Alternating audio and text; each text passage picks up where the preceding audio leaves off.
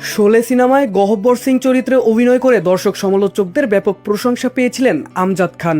কারণ গব্বর সিং এখন হিন্দি সিনেমার আলোচিত খল চরিত্রগুলোর একটি। আমজাদ খানের মৃত্যুর ৩৪ বছর পর শাদাব খান বাবার মৃত্যু নিয়ে স্মৃতিচারণ করলেন।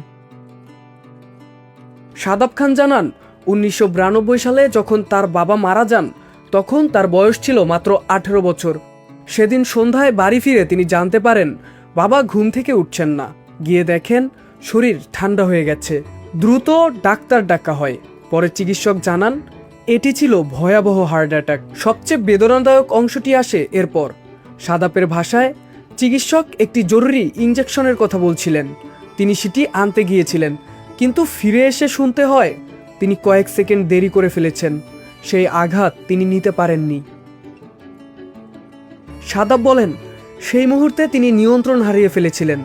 রাগে শোকে তিনি বাসার জিনিসপত্র ভাঙচুর করেন, দেয়ালে ঘুষি মারেন, এমনকি চিকিৎসকের গায়েও হাত তোলেন।